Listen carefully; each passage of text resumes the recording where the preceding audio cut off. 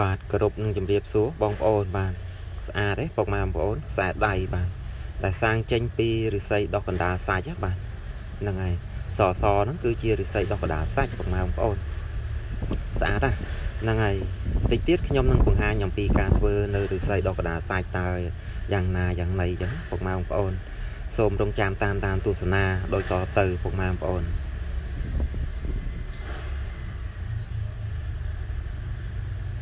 នេះពុកម៉ែបងប្អូនបាទឫស្សីដែលយើងត្រូវយកមកធ្វើជាអង្កាំបាទហ្នឹងហើយយើងយកឫស្សីដកកដាលសាច់ណាដែលស្ទើរអញ្ចឹងណាបាទហ្នឹងហើយស្ទើរកដាលបាទយើង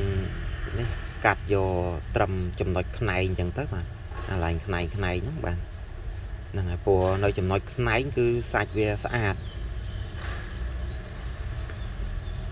នៅកដាលក៏ស្អាតដែរប៉ុន្តែគ្រាន់តែចំខ្នែងស្អាតជាងបាទហើយនេះបដាមានកាវមានអាណាលមានម៉ូទ័រអញ្ចឹងទៅបាទហ្នឹងហើយនឹងនេះឫស្សីបាទសម្រាប់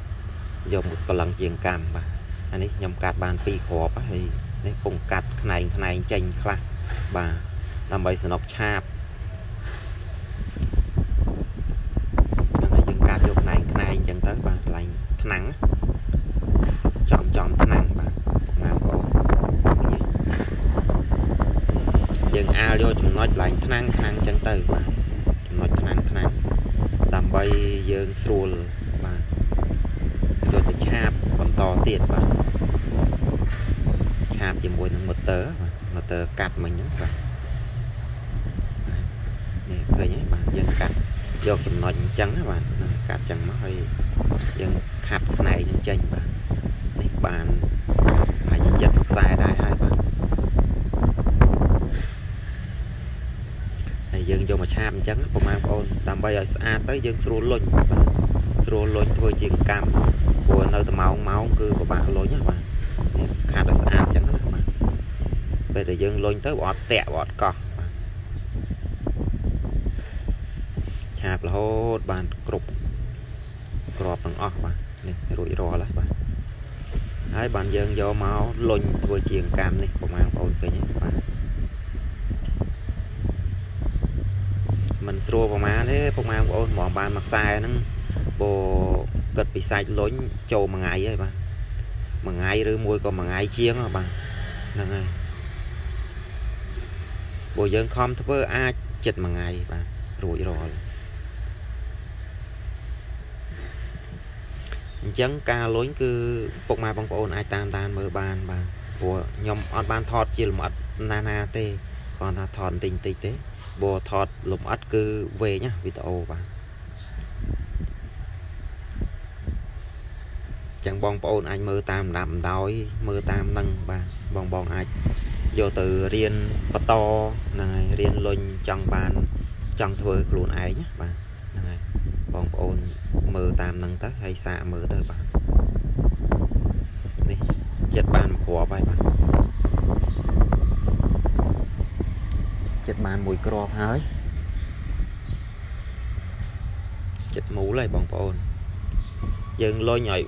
បំបានមូលខ្លាំងក៏មើលទៅមកសំរុំបាទមកសំរុំទៅកុំឲ្យអត់សូវស្អាតតែអត់សូវស្អាតយើងយកមកពាក់គឺរៀងស្ទើរចិត្តហើយបាទមកល្មមយើងអាចទទួលយកបានអញ្ចឹងចិត្តរួចហើយពុកម៉ែបងប្អូនចិត្តរួចខ្វះបន្តិចទៀត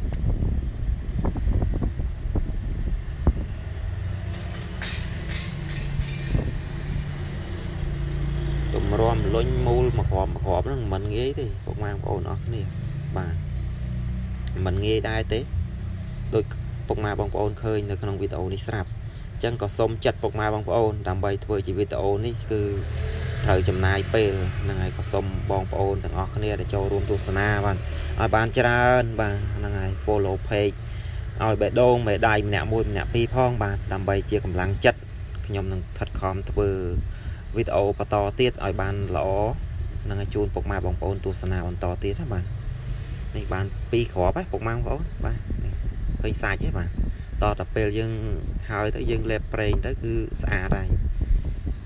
យកទៅត្រាំប្រេងចោលប្រហែលជាមួយទឹកទៅគឺស្អាតហើយ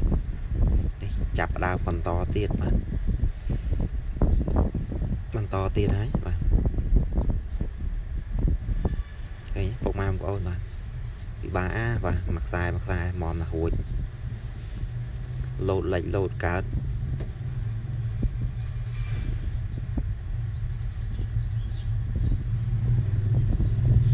cái nhá bọc ma bằng ôn bạn năng chui châu rùm tu sna tặng ngọc nè phong bạn bọc ma bằng ôn năng sống chặt bọc ma bằng ôn ngọc nè bạn năng vừa mách bộ ôn miền tàu video khang chùm nứa khangประเภท xây ประเภท chùm nứa xây mình tha tu on mình tha được xây mình tha chia bọt thòm chia xây thế bạn là ngày mình xây chia lọ đôi bọt kề thế bạn chẳng có xôm chặt bọc mang của ôn bạn còn ôn lớn bạn cho rùm tu sna thằng ngọc nè phong bạn làm bay chia cầm lăng chất nâng thưa video mình to tiết chun bọc mang bằng ôn tu sna bong ôn mặt chất rủi ro mà cọp tí đây bạn đấy cứ nhom lôi ní cứ cát thế bạn là cát thế làm vậy có mỏi bọc mà bong ôn cho luôn tu sna có mỏi xăm mơ tới đại chẳng là bạn hay bồi dưỡng ọt cát cô video về anh đài chẳng to ta cát bạn to dương cát là chất rủi ro lại bọc mà bong ôn này bạn chất ban mà cọp tí đây năng anh ở hàng trong video bột mai bong ôn nâng khơi thật giải đài nó xa dạng này chẳng các bạn ai comment ở hàng cầu video bạn đi cứ chia vào phe xây cái đá sạch sọt á bạn là ngày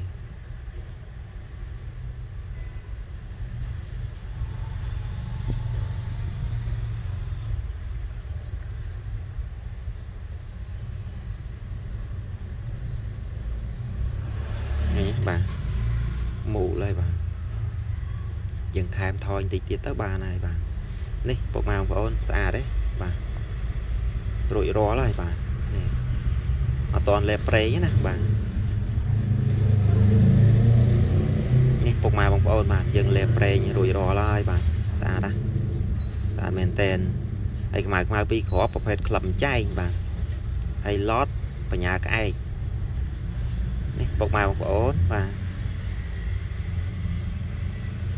nè bạn bong ôn này sờ lạnh cầm bên là hàng cao bạn ở con bye bye chụp này video còi